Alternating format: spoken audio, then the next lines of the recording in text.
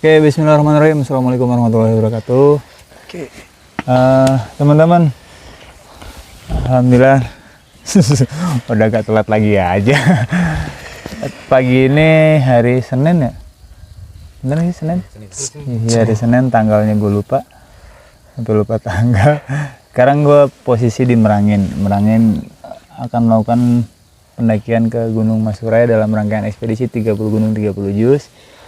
Yang insya Allah akan melakukan pembacaan juz 11 di Gunung Masurai. Nah, sebelum naik di sebelah gue nih ada Bang Tony Febrianto. Kalau lebih dikenal oleh teman-teman pendaki ataupun teman-teman camping itu dengan sebutan Mas Kuncen. Kuncen. Jangan Mbah ya, Mas. Ingat, bukan Mbah, Mas. Oke, Mas Tony. Saya dapat kontak Mas Tony itu dari salah satu teman namanya Mia. Oke. Teman dari Sorolangun, yeah. Tahu gitu. Pokoknya Bang Awe ketemu Mas Tony, nanti ngobrol-ngobrol tentang Masurai. Termasuk di base camp juga. Yeah. Ketemu Bang Joni itu. Iya, yeah, betul. Bang Joni. Base camp itu. Nanti ketemu Mas Tony. Udah tanya sama beliau lebih tahu detail tentang Masurai. Oke. Jadi ya itulah, bicara naik gunung, sebelum kita naik baiknya tahu literasinya, tahu medannya seperti apa. Mesti bukan tahu secara visual ya, tapi setidaknya kita dapat literasi atau masukan. Siap. Nah, menurut Mas Tony, cerita sedikit tentang Masurai. Oke. Apa yang Mas Tony langsung klik kalau nyebut Gunung Masurai? Baik, yang pertama kalau gua dibilang memahami betul mungkin tidak ya teman-teman ya. Dengan nama Kuncen pun itu sendiri karena posisi kita di pondok terakhir, jadi barang siapapun yang mendaki Gunung Masurai pasti akan melewati lokasi saya, itu yang pertama. Dan yang pertama saya ucapkan Mas Awi dan teman-teman selamat datang dulu di camp area Villa lereng Gunung Masurai, dan malam tadi udah menikmati sensasi nginep di Villa VIP bintang 12-nya lereng Gunung Masurai. Ini spesialnya kalau buat teman-teman yang mau ke Masurai ya. Baik, Masurai ini patut teman-teman ketahui, kita punya satu buah tagline teman-teman. Nah, ini yang sudah pernah ke atap Sumatera harus dipahami dulu nih. Jadi tagline-nya Masurai itu, janganlah pernah bangga menyelesaikan atap Sumatera sebelum bisa menyelesaikan atap Merangin. Biarkanlah Kerinci itu dengan ketinggian, Masurai dengan trekking.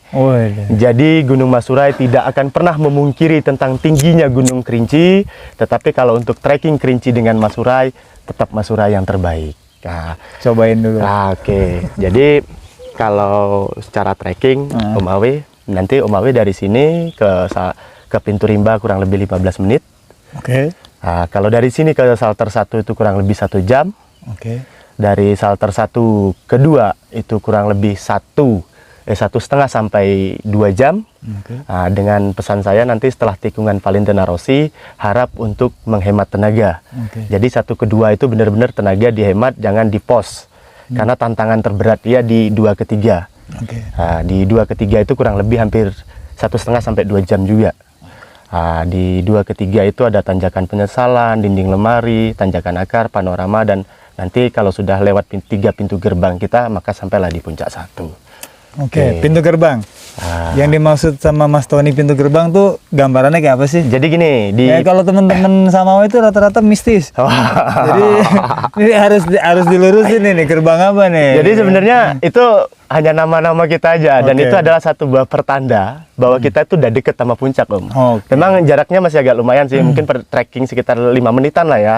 Tetapi di situ nanti kita akan melewati satu buah terowongan, ada kayu bertemu sih kayak segitiga gini, cuma kita agak berangkat dikit. Dari 2 pohon. Ya, ada 2 akar ya, kalau nggak salah 2 akar. Cukup lumayan keren sih kalau mau ngambil untuk foto.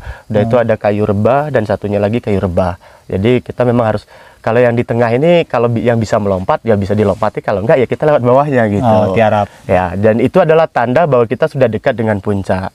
Makanya kami sebut gapura gitu, atau pintu gerbang gitu. Karena kan kalau kita mau masuk kota tuh ada gapuranya gitu, ada tanda-tandanya kita udah deket nih sama kota gitu. Kira-kira gitu aja gitu. Ada tukang martabak pecel lele kota gitu.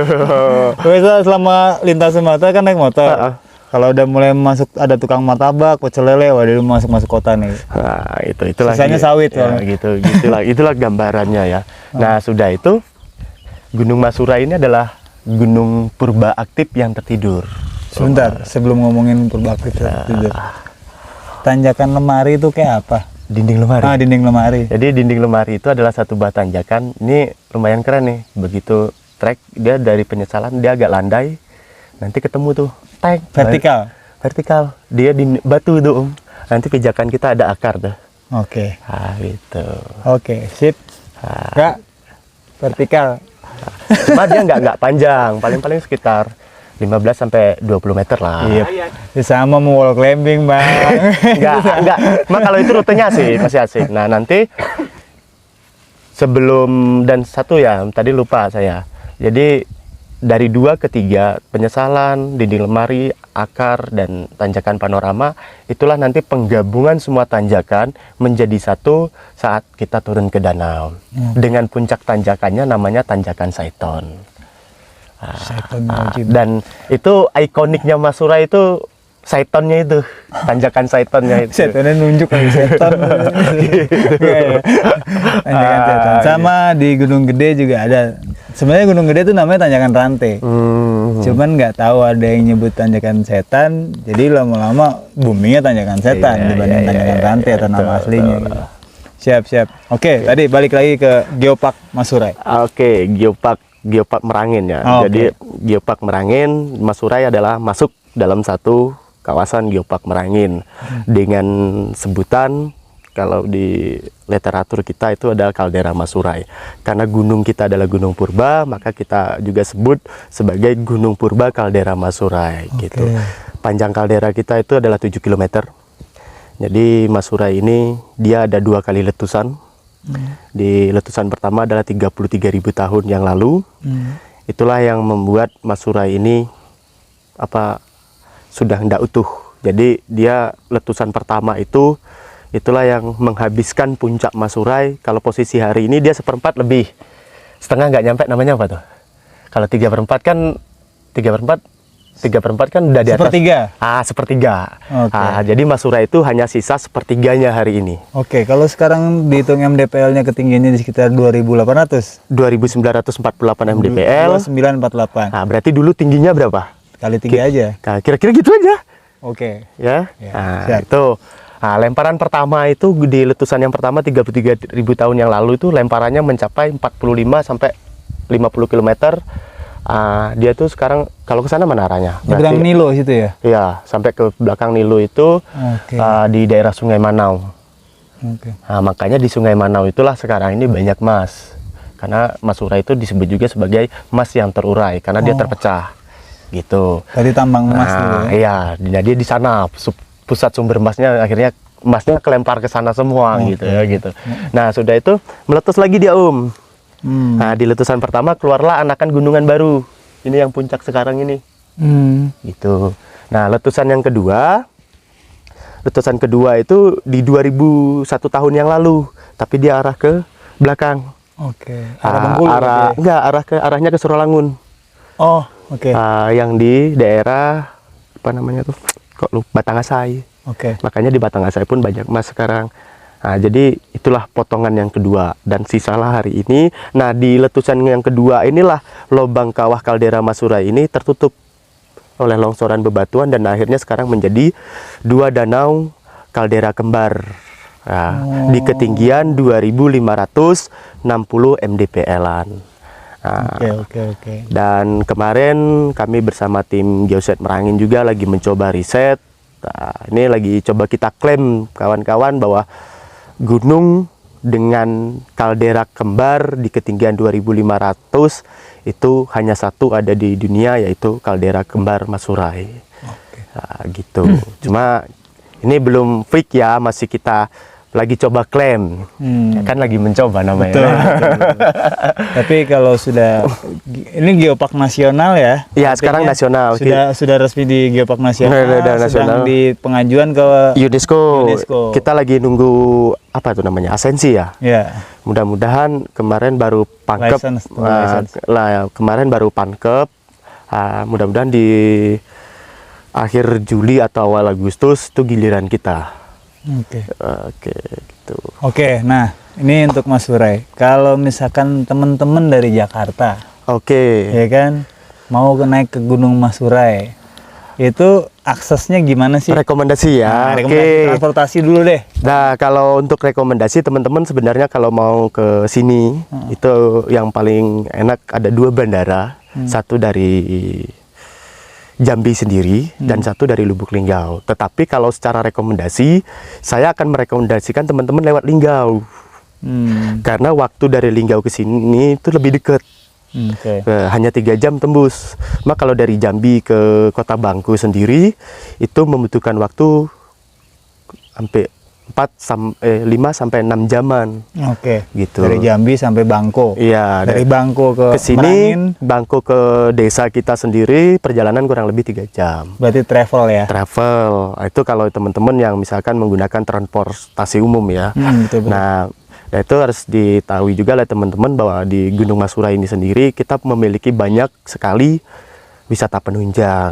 Nah, ya dan semuanya masih di dalam kawasan Geopark Merangin. Ada Danau Pau. Duh. Ya kan? Iya. Ada Danau Pau. Nanti bahkan kalau teman-teman pulang itu ada Segerincing. Bukan sedikit mah. Enggak sedikit kita. Banyak. Banyak. Jadi teman-teman kalau main ke sini Alah, gila. nggak usah khawatir. Kita di sini bisa nanti bukan hanya di gunung aja kita main. Iya. Nah. Rafting juga Arung Jeram, ya, Nanti di body rafting ya. ada nanti kalau teman-teman bahkan kalau sebelum pulang nih, Mbak, Mas Kuncen saya belum pulang gua mau main air dulu. Nah, teman-teman bisa main rafting dengan teman-teman bisa mempelajari tentang geologi. Oke. Tentang Komplit lah. peradaban manusia ada di sini gitu kan. Kita bermain arung jeram di Sungai Purba gitu betul. kan. Nah, Tapi emang sudah masuk klasifikasi, maksudnya sudah masuk dalam kriteria satu geopark di satu sini. Karena geopark lengkap banget. lengkap. Dan yang jelas kita memang belum setenar teman-teman kita yang di Kerinci, tetapi yang jelas bahwa objek wisata yang kami miliki semua berkelas. Betul, betul. Pokoknya keren. Pokoknya yang dari Jakarta atau Pulau Jawa atau dari manapun, usulannya tadi, kalau pesawat Lubuk Linggau agak susah mungkin, teman-teman bisa langsung ke Jambi. Dari Jambi naik travel arah Kerinci. Arah ke Jangkar. Arah Bangko.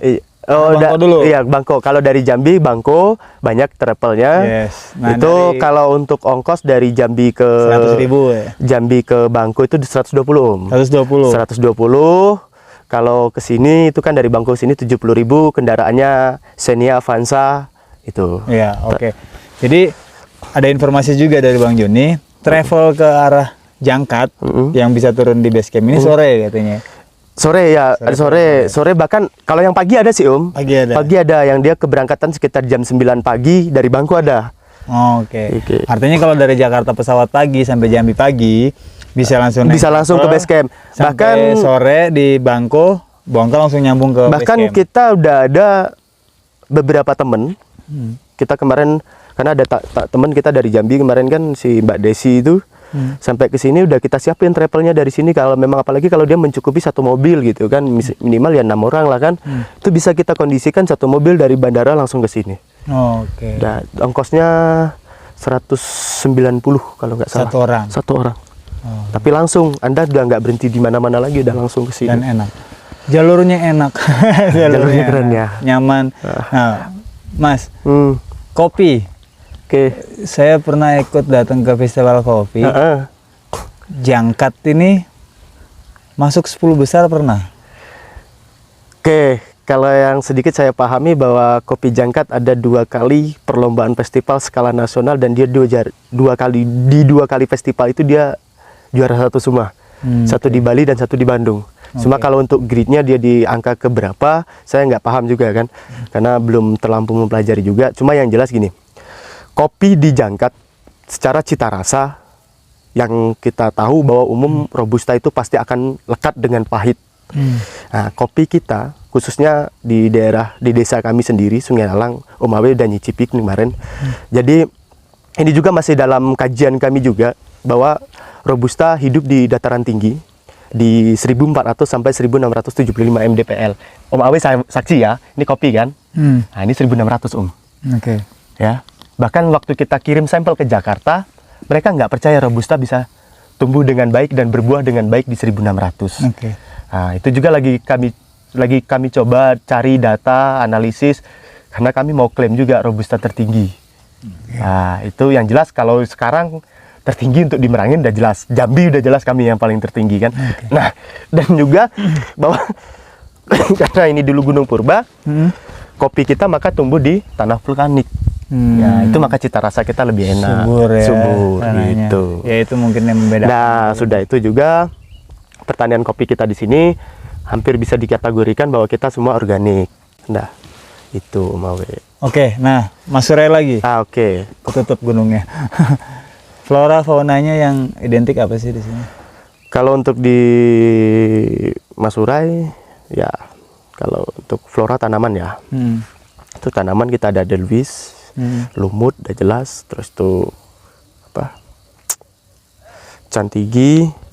Kalau kayu besarnya? Kayu besarnya ada namanya kayu embun, kayu pasang, banyak sih Okay. banyak jenisnya. Kalau untuk fauna yang jelas ada kambing hutan masih ada, terus itu harimau itu, dan tapir, beruang ada, beruang madu, tapi beruangnya beruang madu, dan masih ada beberapa lainnya lagi.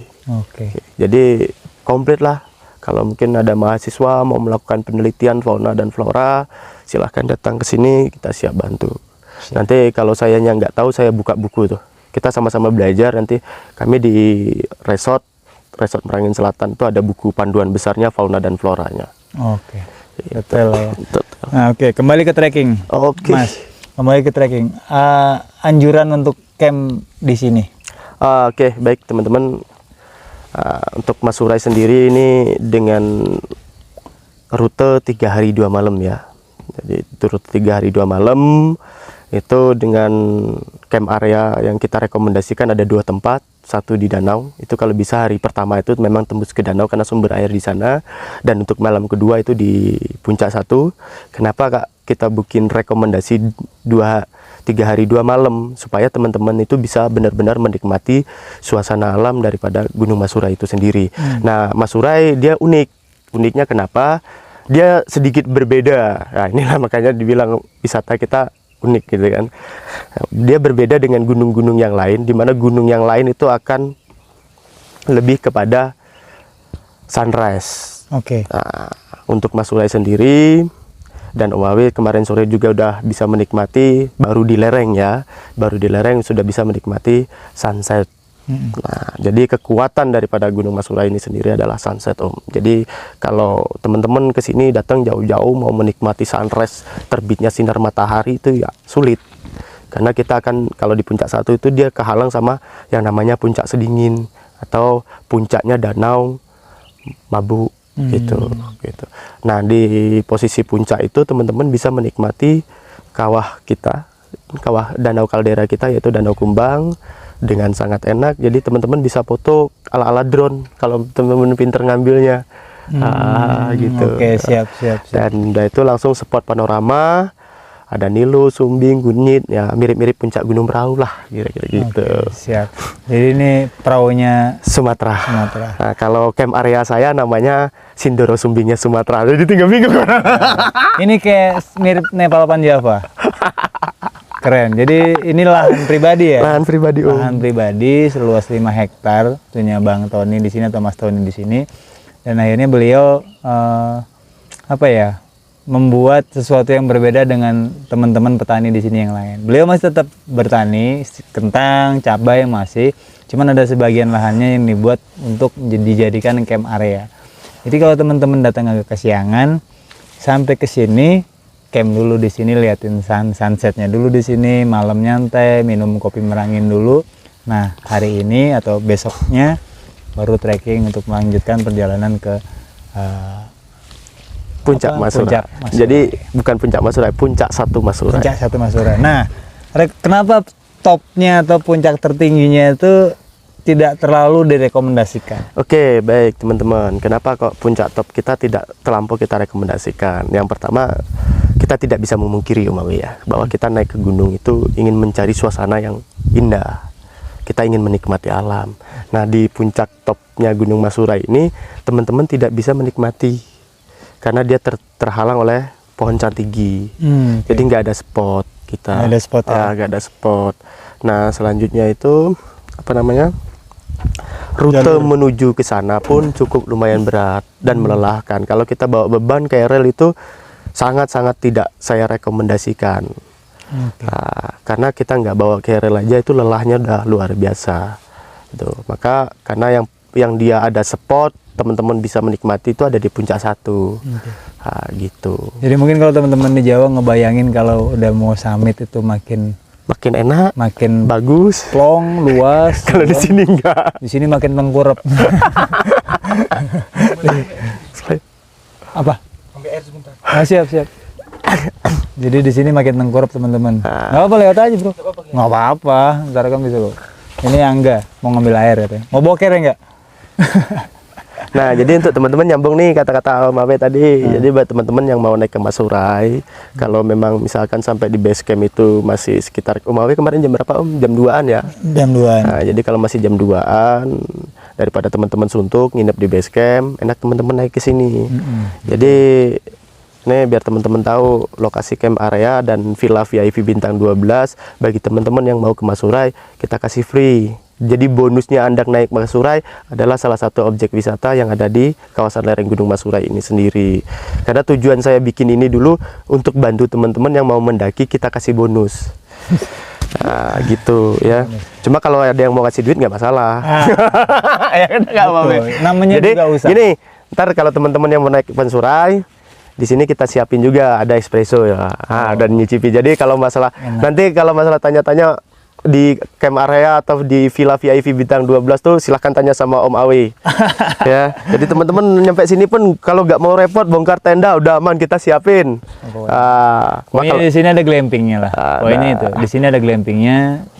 Bang Tony sendiri atau Mas Tony sendiri yang siapin. Jadi teman-teman ya udah bayar aja, lenggang ke sini, di sini camping. Yang cuman mau camping, mau lanjut naik silakan. Mas Tony terima kasih banyak informasi tentang Masurainya. Dikit banyaknya nanti gue coba tampilin juga bagaimana trek sesungguhnya di jalur Masurai. Karena gue belum ngomong banyak karena belum tahu kayak apa gitu kan. Makanya bentar lagi gue trekking dan terima kasih atas atensinya. Salam santai. Assalamualaikum warahmatullahi wabarakatuh. Waalaikumsalam warahmatullahi wabarakatuh.